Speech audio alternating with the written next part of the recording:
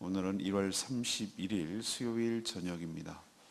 1월의 마지막 날 1월 31일자 본문 누가복음 8장 19절에서 25절까지 말씀 교독합니다. 누가복음 8장 16절에서 25절입니다. 신약성경 104페이지 교독합니다. 누구든지 등불을 켜서 그릇으로 덮거나 평상 아래에 두지 아니하고 등경 위에 두나니 이는 들어가는 자들로 그 빛을 보게 하려 함이라.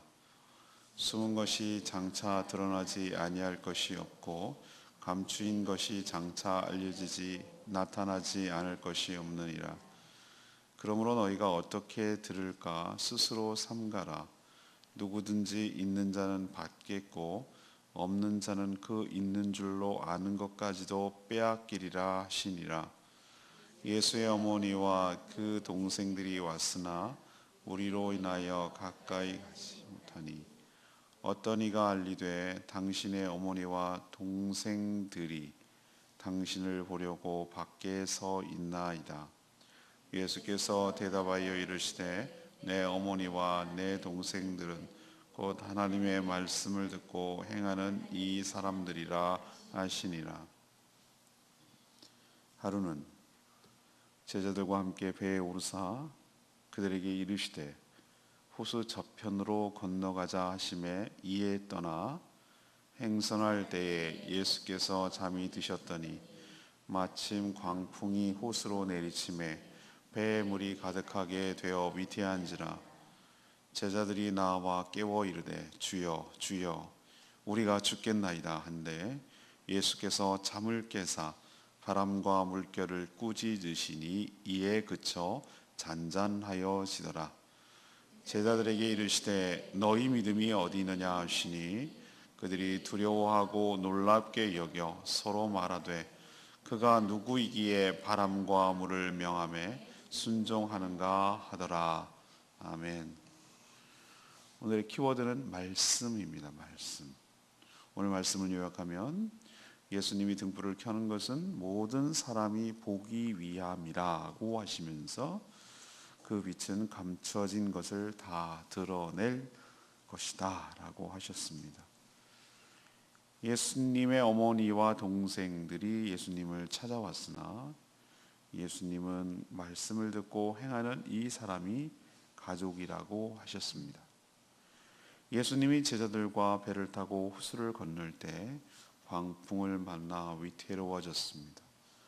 제자들이 깨우자 바람과 물결을 꾸짖으셨고 즉시 잠잠했으며 제자들은 몹시 놀랐습니다. 이것이 오늘의 스토리입니다. 오늘의 키워드는 말씀이라고 말씀드렸어요. 오늘 질문은 말씀이 선포되면 무슨 일이 일어나는가? 말씀이 선포될 때 무슨 일이 일어나는가? 이것이 오늘의 질문입니다. 첫 번째로 16절에서 18절까지 말씀을 근거로 모든 것이 다 드러날 줄로 믿습니다. 모든 것이 다 드러날 줄로 믿습니다. 여러분이 지난주에 큐티 워크숍을 통해서 문단 나누기가 굉장히 중요하다고 말씀드렸어요. 오늘은 문단이 너무나 뚜렷해요. 16절에서 18절 에피소드 하나, 그리고 19절에서 21절 이건 뚝 떨어지는 게 분명해요. 명쾌해져요. 그리고 22절부터 25절 이 세 토막이 서로 다른 것처럼 다가와요. 다른 에피소드예요. 예수님이 제자들을 만난 사건, 등불 이야기, 그리고 갈릴리 호수를 건너는 이야기. 이게 어떻게 서로 연관되는가? 이 세 가지를 아우를 수 있는 키워드가 뭐냐 이거예요. 그것이 바로 말씀이에요. 말씀. 말씀이 세 가지 다 적용이 되는 것이에요. 첫 번째 적용이 될 것은 말씀이 선포될 때 모든 것이 다 드러난다는 겁니다. 자, 우리는 항상 문맥 속에서 이 본문이 무슨 의미를 차지하는지를 알아야 되는 것이. 그 한 구절, 한 단어 갖고 매몰되면 안 된다고 제가 몇 번이고 그러면 이단 나온다고 말씀드렸어요. 자, 그 전까지 무슨 얘기를 의도적으로 편집했든 안 했든 간에 편집을 했다 하더라도 글을 쓸 때 이 맥락을 하다가 이 얘기를 하는 것이지 뜬금없는 얘기를 하지 않는 거예요. 누가가 그 앞에는 무슨 얘기를 주겠습니까? 무슨 비유를 얘기했죠? 어제입니다. 어제. 오늘 아침 안 했다고 그새 하루 사이에 이러면 안 됩니다. 어제 얘기가 무슨 얘기냐면은 씨, 밭. 그래서 제가 씨 뿌리는 자의 비유를 하는 게 적절하지 않다. 네 가지 밭의 비유라고 하는 것이 오히려 더 적절하겠다라고 말씀을 했잖아요. 그래서 씨와 밭의 비유로 어떤 밭이냐, 어떤 마음 상태냐, 어떤 수용 자세냐에 따라서 결실이 다르게 나타난다고 그랬잖아요. 그걸 비유로 말씀하셨어요. 자, 말씀은 다른 말로 하면은 빛입니다. 빛. 말씀을 비친다고요. 그리고 말씀이 비치고 예수 그리스도예요. 이걸 어떻게 합니까? 요한복음 최종판인 요한복음에 그렇게 표현되어 있어요. 요한복음이 가장 늦게 복음서 중에서 가장 늦게 정리하면서 요약한 얘기거든요. 뭐라고 예수님이 표현했습니까? 빛이 이 세상에 왔는데, 그렇죠? 빛이 이 세상에 왔는데 사람들이 그 빛을 보고도 영접하지 않는다고 그랬어요. 자기 땅에 왔는데도 불구하고. 그럼 여기서 이 은유와 메타포가 서로 호환되고 있는 것을 볼 수 있어요. 말씀이 곧 육신이 되매, 이 말도 그렇고 다 어디를 초점을 향하고 있냐면 예수 그리스도를 다양한 각도에서, 앵글에서 예수 그리스도를 다양하게 보고 있는 거예요. 어떤 때는 뭐라고 말합니까? 말씀이라고 할 때 우리는 이 원어로 치면 로고스란 말이에요. 진리, 원리, 원칙. 근데 또 어떨 때는 right, 빛이라고 또 설명하고 있어요. 이건 도대체 뭐냐? 그 어떻게 적용하고 어떻게 뭘 강조하느냐에 따라서 이것을 다르게 표현하는데, 이것은 곧 예수 그리스도를 다양한 각도에서 이렇게 쳐다보는 모습을 표현하고 있는 것이에요.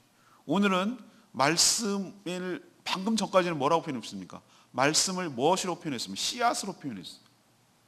근데 오늘 연결선상에서 오늘 말씀을 뭐라고 표현하죠? 오늘은 예수 그리스도 말씀을 뭐라고 표현하는 거예요? 씨앗이라고 표현하지 않고 라이트, 빛이라고 표현하고 있어요. 빛의 속성은 뭐죠? 왜 빛이라고 설명하면, 씨앗은 심겨지면 결실한다는 측면에서 씨앗이라고 표현한 거고, 이번에 말씀을 빛이라고 표현한 것은 비추면 어둠이 사라지고 드러나니까 빛이라고 표현한 것이고, 칼이라고 하면, 칼이라고 말씀을 표현하면 뭡니까? 해부하고 쪼개고 잘라내고 더럽고 추악하고 암덩어리 같은 건 잘라내고 수술하는 그런 의도로 말할 때는 칼이라고 말하고, 그러니까 신천지가 틀렸다고요. 신천지 사전에 의하면은 말씀이라고 이렇게 찾아봐. 신천지 사전에 의하면, 아니 씨라고 찾아봐. 씨라고 이렇게 쭉 찾아보면 씨 곧 말씀, 이거 하나밖에 없어요. 그래서 이단이에요. 은유는 그 비유를 의도를 잘 드러내기 위해서 주님께서 차용해서 써서 얘기를 하는 것이지, 그게 진리가 아니란 말이에요. 그 의도를 알아야 되는 것이지, 그 표현하는 목적을 알아야 되는 것이지, 그거를 무슨 마치 굉장한 심오한 진리를 알고 암수표를 해독해가지고 나만이 진리를 아는 우월감을 빠지는, 그게 바로 이단이라니까요. 얼마나 말씀을 다양하게 표현하고 있습니까? 씨앗으로도 표현했다가, 빛으로도 표현했다가, 칼로도 표현했다가, 말씀의 검 얘기하잖아요. 오늘은 뭐라고 표현합니까? 빛이라고 표현하잖아요. 그러면서 그 얘기를 예수님께서 의도적으로 끌고 가야 되는데, 그렇게 단도직입적으로 훅 들어오면 당황하니까 뭐라고 끌어들이냐면, 사람들이 왜 등불을 켜서, 옛날엔 다 등불밖에 없었으니까 등불을 켜서 그릇 같은 걸로 이렇게 덮어두지 않고, 먼지 탈까봐 이렇게 덮어두잖아요. 음식 같은 거나 뭐 할 때 덮어두지 않고, 왜 등경은 이게 높은 곳, 요즘으로 말하면 등대 같은 거예요. 등잔을 이렇게 놓을 수 있는 곳. 등경 위에 왜 두느냐? 왜 거기다 두니? 이거 뭐 당연한 얘기지. 덮어두면 빛이 안 나오니까. 등불을 켜는 이유는 빛을 비춰서 어둠을 해결하기 위해서 하는 거니까. 이런 당연한 얘기를 갖다가 지금 하는 이유는 그 의도가 있는 거예요. 당연하죠. 그 빛을 통해서 많은 사람들이 어떻게 하려는 것? 보게 하는 것. 봐서 어둠이 물러가게 해서 실족하거나 잘못된 일을 하지 않도록 하기 위한 조치가 등불을 켜는 목적이잖아요. 이처럼 빛의 속성은 무엇입니까? 어둠을 뭐하는 역할?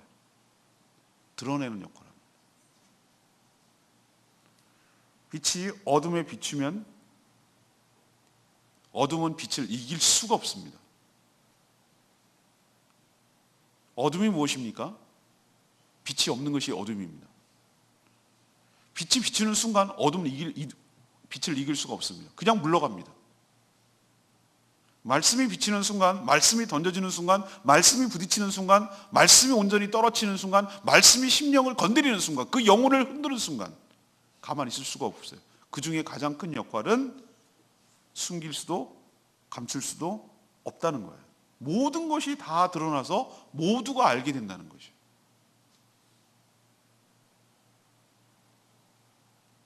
이게 빛의 속성이라면 말씀도 그렇다는 겁니다.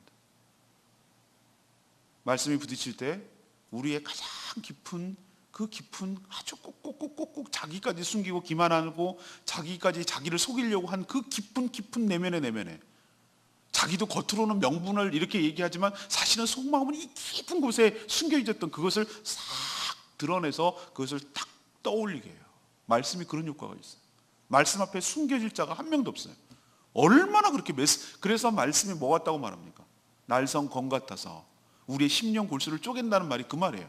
우리의 깊은 숨길 게 따로 있지, 숨을 게 따로 있지, 피할 때가 따로 있지. 말씀 앞에서 서면 누구도 다 직면하면 그것을 감출 수가 없어요. 왜? 말씀의 속성 중에 하나가 빛의 속성이 있거든. 다 드러내고 다 펼쳐지고 다 해부하고 딱 드러나는 거. 어둠 속에 바퀴벌레들 아시죠? 불 딱 켜면 막 도망가는 거. 어둠 속에 빛이 나타나면 자기가 드러날까 봐 그러는 거죠. 바퀴벌레들은 어둠을 좋아하는 거죠. 그런 것처럼 빛이 딱 비춰지는 순간 우리의 그동안 숨겨놨던 죄들, 은밀한 생각들, 잘못된 것들, 그것들이 다 드러난다는 거예요. 그 앞에 맥락과 연결시키면 어떻게 됩니까? 정말 말씀을 잘 받았다는 것은 당장은 속일 수 있어요. 그러나 시간이 지나면 그 열매로 다 드러나게 되죠. 왜? 땅은 거짓말하지 않고 정직하게 그 무엇을 심었는지를 드러내기 때문에 그래요. 그러니까 말씀을 받아들이지 않는 사람은 그 열매로 그 상태를 안다고 했어요. 그는 자신이 가지고 있다고 착각만 했을 뿐이에요. 오늘 예수님 표현하면 심지어 있다고 착각한 그것마저도 빼앗기게 될 것이라고 오늘 얘기를 했어요.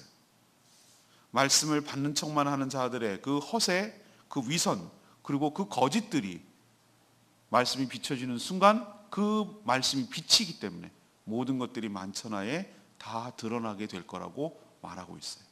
그래서 19절에 그러므로 너희가 어떻게 들을까 스스로 뭐해라? 조심해라. 너희들이 어떻게 들어야 될지 조심해라. 왜? 듣는 척하고 아는 척하고 그때는 그런 것처럼 보이지만 그것은 다 드러나게 돼 있으니까. 그 거짓과 무지와 허세와 기만과 이런 모든 것들이 하나님의 말씀 앞에 다 드러나게 돼 있으니까 말씀을 들을 때 삼가 조심하며 들어라 라고 말하는 것이. 우리도 말씀을 들을 때 정직하게 직면하게 되는 여러분 되기를 원합니다. 편식하지 않기를 원합니다. 아전인수격으로 자기 합리화하는 데 사용하지 않기를 원합니다. 그냥 말씀은 말씀일 뿐이에요. 자꾸 요리조리 피할 궁리하고 그거 옳지 않아요. 하나님이 그렇다면 그런 거예요. 우리는 말씀 앞에 정직하게 서고 내 모습을 정직하게 거울처럼 비춰보고 그 모습 속에 내 모습을 발견하고 내 안에 드러난 말씀을 통해서 빛이 비추고 거울을 통해서 비춰진 내 모습을 정직하게 보고 고치는 작업을 하는 것이 우선이지 그것을 덮고 은폐하고 숨기고 가리고 아니라고 하고 이러는 것은 나중에 가면 또 다 드러난다는 얘기예요. 그러니 여러분 말씀에 정직하게 반응하고 말씀 앞에 정직하게 직면하는 저와 여러분 되기를 소망합니다. 자신을 속이면 안 돼요. 두 번째, 말씀이 선포될 때 말씀이 선포되면 무슨 일이 일어나는가? 이게 오늘의 질문입니다. 모든 것이 다 드러난다는 게 첫 번째 논지고 두 번째 논지는 19절에서 21절까지 새로운 가족이 생긴다는 거예요. 새로운 가족, 새로운 공동체가 생긴다. 예수님의 어머니 마리아와 예수님의 친동생들이 예수님을 찾아왔어요. 캐톨릭은 이것도 성모 마리아를 너무 지키려고 요셉이 낳은 아들이다. 난 진짜 그냥 왜 그런 생각을 하는지 모르겠어요. 자 생각해서 첫 번째 아들 예수 그리스도는 성령으로 잉태돼서 태어났어요. 그렇죠? 그러고 나서 요셉과 마리아가 정혼 관계 있고 이제 결혼 단계에 들어갔으니 그 다음부터는 자연 생산적으로 태어났을 거 아니에요. 그렇게 생각하면 너무 자연스럽잖아. 그런데 성모 마리아는 거기에 지중지 그거를 지켜내야 된다니까. 그걸 보호하려고, 커버하려고. 요셉이 어서 난 아들이다. 아유. 그러니까 어거지를 피면 안 된다고, 어거지. 자, 여기는 예수님의 친동생들이에요, 친동생. 그 중에 야고보서를 쓴 야고보가 예수님의 친동생이에요. 놀랍죠? 제가 말씀 여러 번 드렸는데, 왜 야고보 사도, 12사도 중에, 12제자 중에 야고보는 죽었다니까요, 헤롯에 의해서. 헤롯이 죽였어요. 그러니까 사람들이 좋아했다고 그러니까 없어졌어요. 이미 없어졌어요. 그러면 이 야고보는 누구냐? 예수님의 친동생이라니까요. 그러면은 큰형님, 큰아들 집 나갔어요. 얘가 출가하더니 어디서 돌아다니는지 소식도 없고 집 걱정되죠, 집에서. 또 하나, 아, 너가 없으면 우리 집 어떻게 먹고 살라고 그러니, 뭐 이런 것도 걱정이 되죠. 다 이제 집안을 살렸던 모양이죠. 아버지가 요셉이 일찍 돌아가셨으니까 애만 낳고. 그 다음부터 안 나타나요. 이런 상황이면 여러분 대부분 어떻게 합니까? 어머니하고 동생들이 찾아옵니까? 아버지가 찾아오는 게 맞지. 그러니까 아버지가 없다는 거예요, 지금. 그러니까 우리 생계는 어떡할래? 뭐 이런 거 걱정도 되고, 빨래는 하고 사니? 뭐 이런 것도 걱정되고, 이제 부모로서 동생으로서 걱정돼서 찾아온 거예요. 근데 예수님의 주변에 엄청난 인파 때문에 예수님께 가까이 접근을 할 수가 없었어요. 요즘처럼 뭐 핸드폰이 있나 뭐 없잖아요. 그냥 만나야 되는 거. 이것도 만나는 것도 쉽지가 않은데 어디 있을지 어떻게 하고 만나. 이를 알아본 어떤 사람들이 예수님에게 이렇게 얘기하는 거예요. 전해준 거죠. 자기 딴에 친절을 베푼다고. 아, 저기 밖에 어머니와 동생들이 예수님, 주님을 지금 보려고 저기 밖에 서 있습니다. 그러니까 좀 아는 척 좀 하시고 좀 어떻게 나 보세요. 이렇게 얘기를 해주는 거잖아요, 자기 딴에는. 근데 말이죠, 예수님이 놀랄 만한 말씀을 하셨어요. 자신의 어머니와 동생들은 하나님의 말씀을 듣고 행하는 이 사람들이라는 거예요.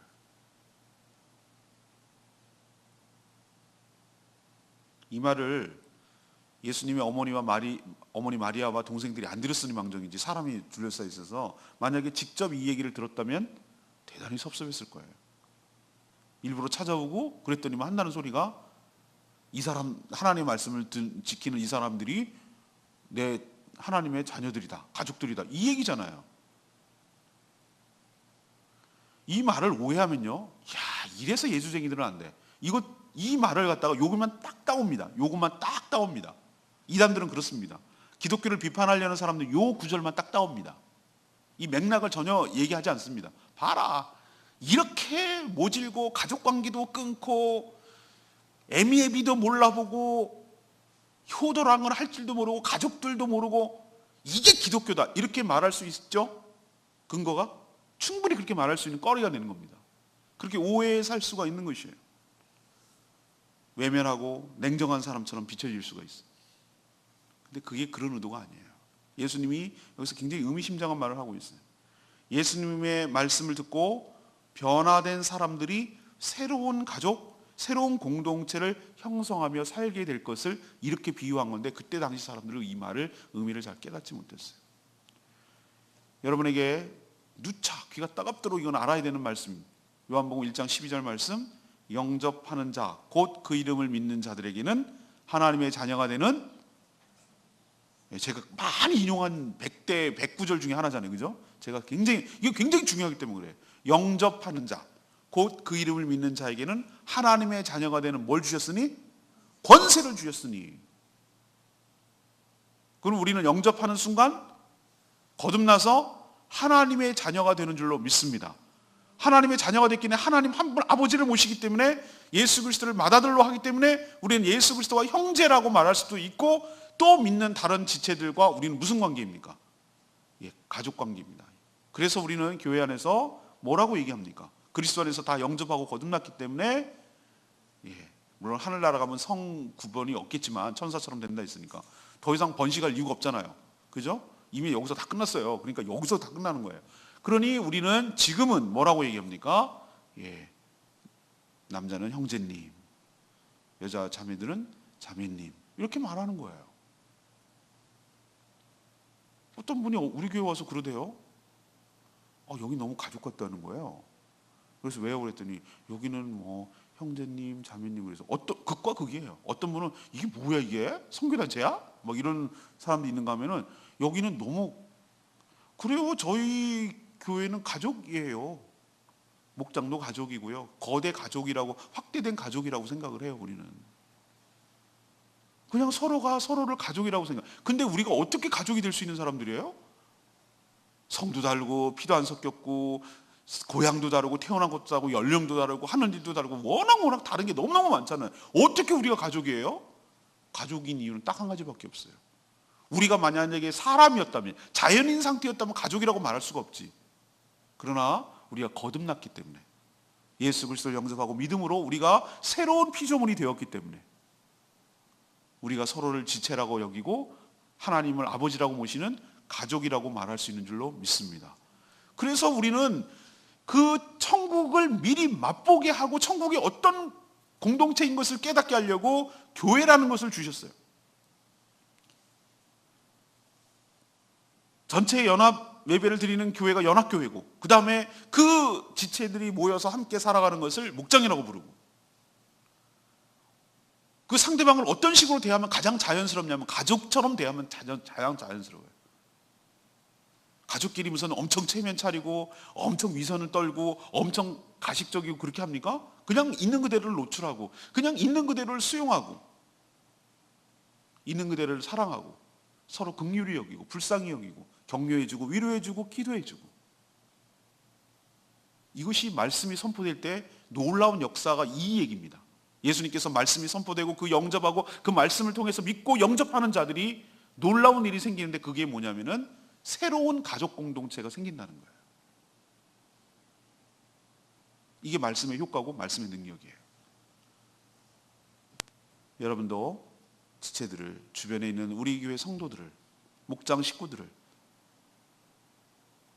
하늘나라까지 가서 봐야 할 영원토록 같이 살아야 할 가족으로 생각하시고 가족처럼 대하시고 가족 안에서 살아가는 저와 여러분 되기를 소망합니다.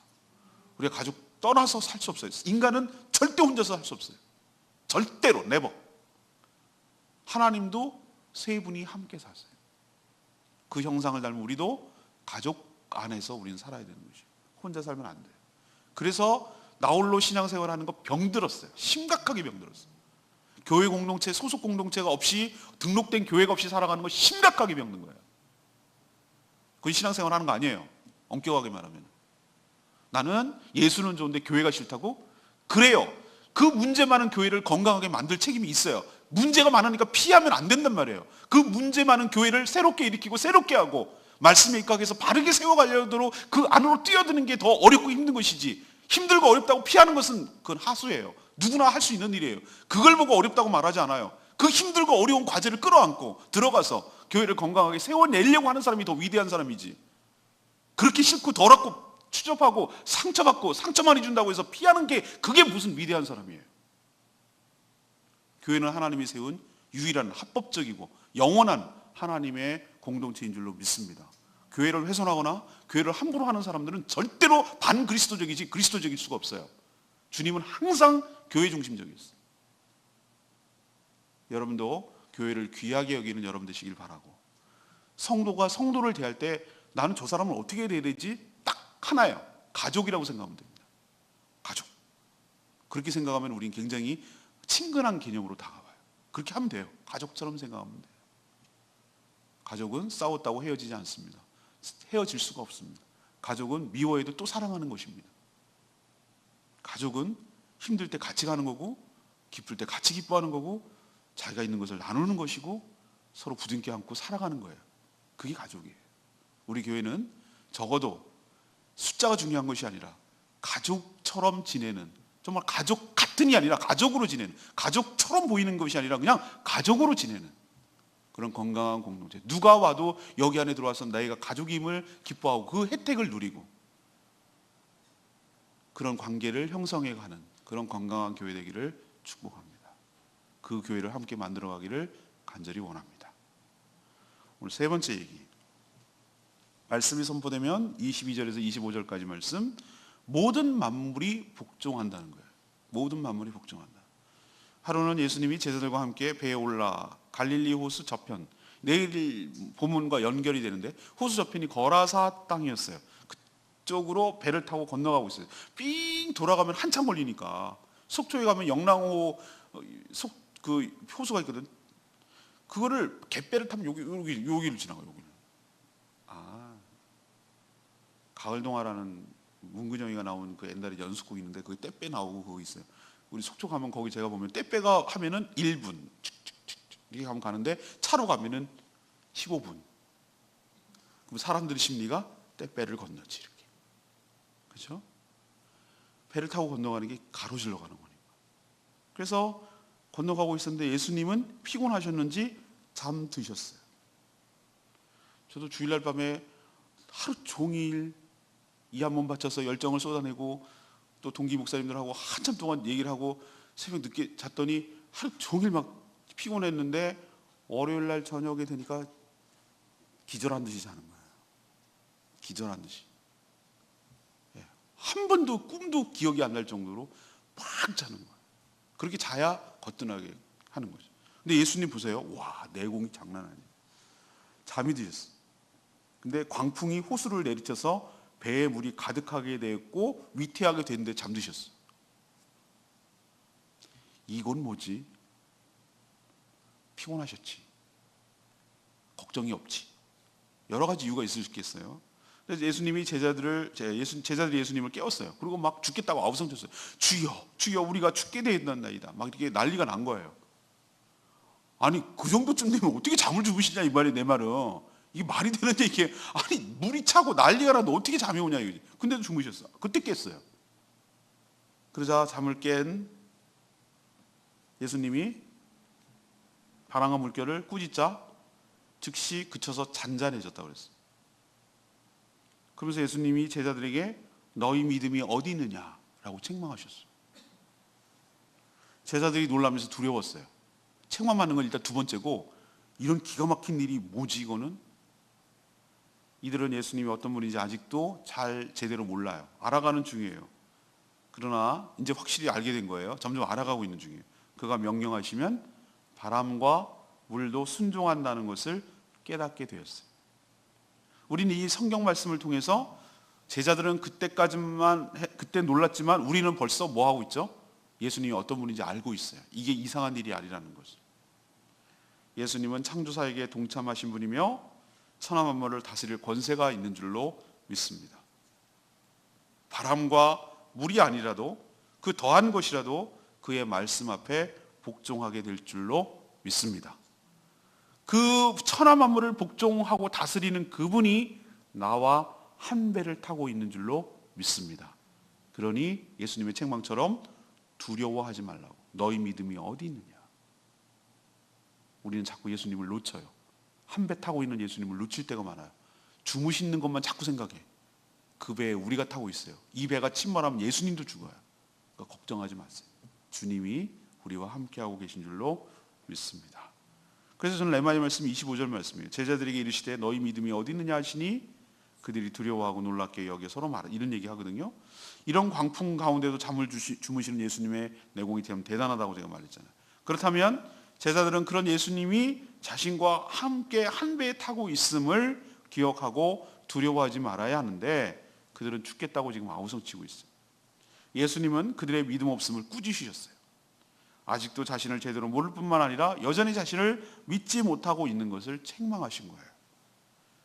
시선을 난리치는 광풍에 두지 말고 배 안에 계신 주무시고 계신 예수님께 두는 저와 여러분 되기를 소망합니다. 제가 목회 그 주보에다 쓴 거 기억나십니까? 베드로 얘기하면서 자 안은 광풍이 치고 있는 배 안은 광풍이 치고 있는 난리를 치고 있는 곳인데 예수님은 없습니다. 물 바깥은 예수님이 계십니다. 어디가 여러분 안전하고 어디를 선택하시겠습니까? 라고 얘기를 하잖아요. 물을 보는 순간 베드로는 빠져가기 시작했어요.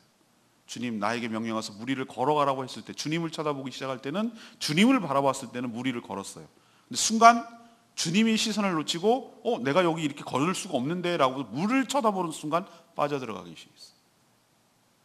우리는 끝까지 위기 상황 속에서도 두려워하지 말고 광풍이 오고 물이 배에 잠기고 난리를 쳐가도 우리의 시선은 상황이 아니라 예수 그리스도를 바라보게 되기를 원합니다. 그게 믿음 없음을 꾸짖지 않는, 책망을 받지 않는 비결이에요. 아무튼 오늘 말씀과 연관지으면 말씀이 선포될 때 바람과 물결마저도 잠잠해질 줄로 믿습니다. 이것이 말씀의 권세예요. 자, 그럼 다시 정리합시다. 오늘의 질문은 뭐였습니까? 말씀이 선포될 때 무슨 일이, 어떤 일이 일어납니까? 그러면 지금도 똑같아요. 우리에게 말씀이 선포될 때 우리 삶 가운데 어떤 일이 일어납니까? 이걸 적용하면 되는 거잖아요. 첫 번째는 뭐가 어떻게 된다? 모든 것이 다 드러난다. 아닌 척하고 나이스한 척하고 잘 신앙생활하는 척한 것이 다 들통난다고. 말씀 앞에 직면합니다. 저도 어떨 때는 소스라쳐요. 부담스러워 죽겠어요. 어떨 때는 들킨 것 같은 기분이 든다라고 내가 설교 시간에 표현하는 얘기가 그 말이에요. 너무 잘 알아.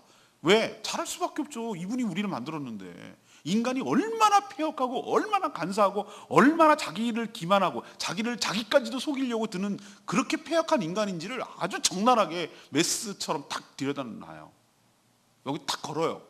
탁 걸고 이렇게 말하는 거예요. 맞아 틀려. 그럼 나는 목이 칼이 들어가 있어. 맞다고 대답하지 않을 수가 없어요. 그게 사실인걸. 그러니 여러분 말씀에 직면하시고 정직하게 반응하고 말씀으로 고치는 저와 여러분 되기를 소망합니다. 좋은 것만 취하지 마시고. 두 번째는 말씀이 선포되면 뭐가 된다? 새로운 가족이 형성된다. 그게 교회 공동체고 확대된 것이 궁극적으로 가는 것이 하나님 나라 천국 공동체예요.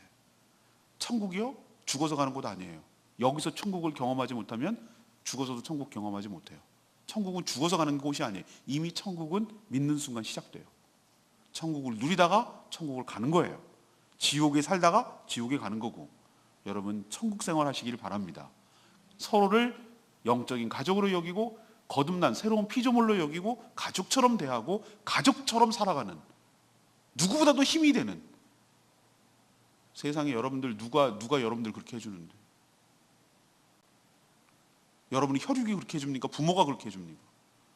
누가 그렇게 빈번하게 만나는데, 누가 그렇게 아껴주고 챙겨주고 생각가지고 신경 써주는데, 여러분이 혈육보다 더하지 않습니까? 그런 생각 안 듭니까? 누가 이렇게 빈번하게 같이 밥을 먹는데, 누가 나처럼 이렇게 애달파하며 아끼고 안타까워하고 그렇게 기도해 주는데, 이게 영적 가족 아닙니까? 그런 관계를 더 심화시키고 더 깊어지게 나가는 저와 여러분 되기를 소망합니다. 마지막 세 번째는 뭡니까? 말씀이 선포될 때 예수님이 바람과 물결마저도 잠잠하게 된다. 그분이 우리 배에 타고 있다고, 내 안에 계시다고. 어떤 상황 속에서도 상황을 바라보지 말고 두려워하지 말고 죽게 됐다가 아우성치지 말고 주무시고, 비록 주무시는 것처럼 보이지만 그 주무시는 예수 그리스도에게 시선을 고정하고 믿음으로 담대하게 나아가는 저와 여러분 되기를 소망합니다. 이게 말씀의 능력입니다. 말씀으로 충만한 저희 교회 성도 여러분 되시기를 축복합니다. 오늘 말씀 붙들고 기도하기 전에 260장 부르고 기도하겠습니다.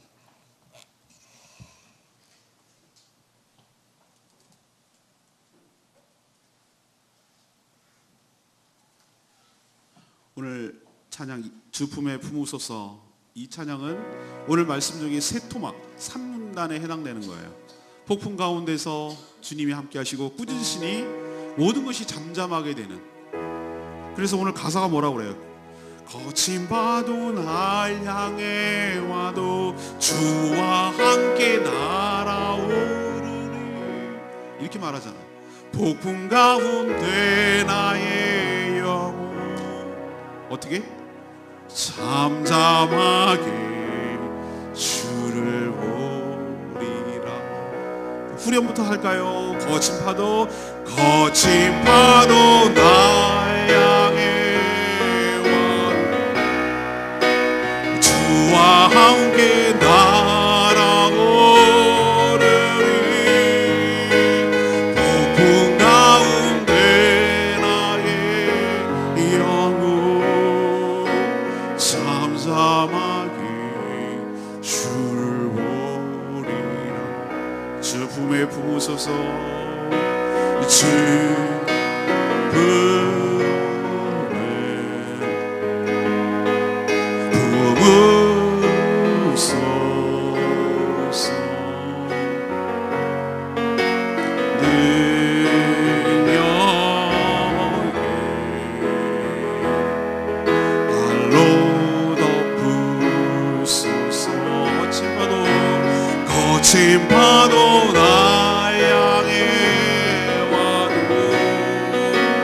주와 함께 날아오르니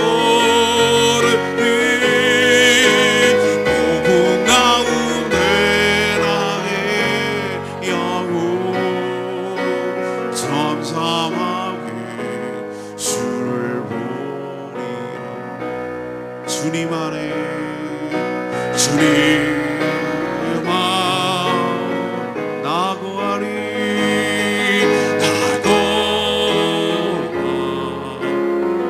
주 능력 주는 나 잠잠히 믿네. 나 잠잠히 믿 거친 파도 나 향해 와도 주와 함께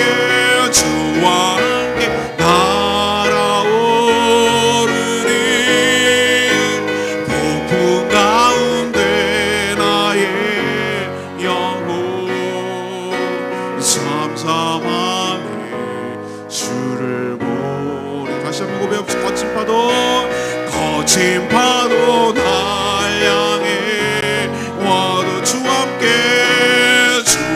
함께 날아오르리 폭풍 가운데 나의 영혼 잠잠하게 주를 보리라. 우리가 주님을 모시고 있어도 광풍이 불어요. 광풍이 없기를 바라지 마세요. 광풍이 있습니다. 우리 삶에 어려움이 있어요.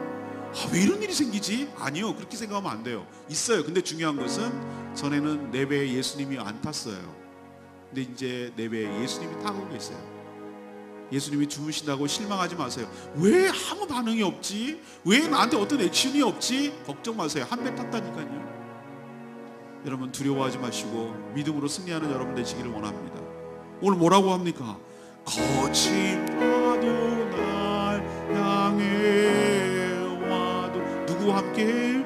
주와 함께 날아오 주님과 함께 날아오릅니다.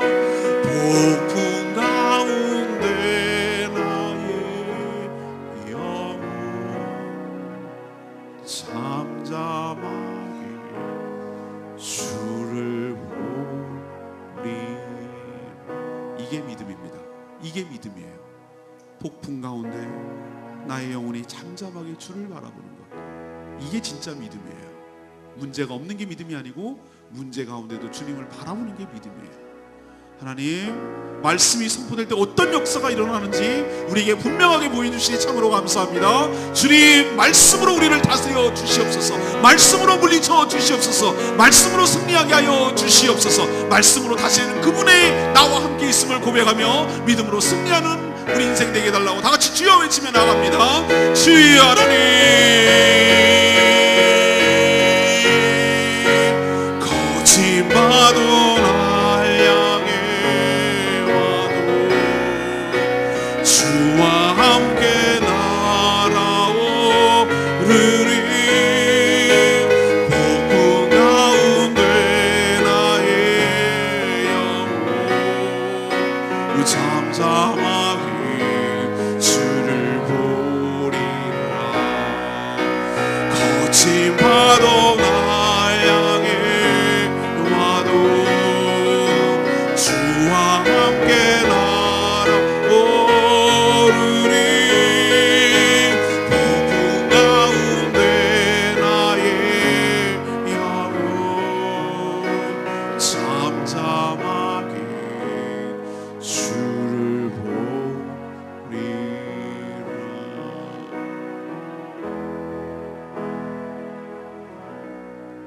아멘.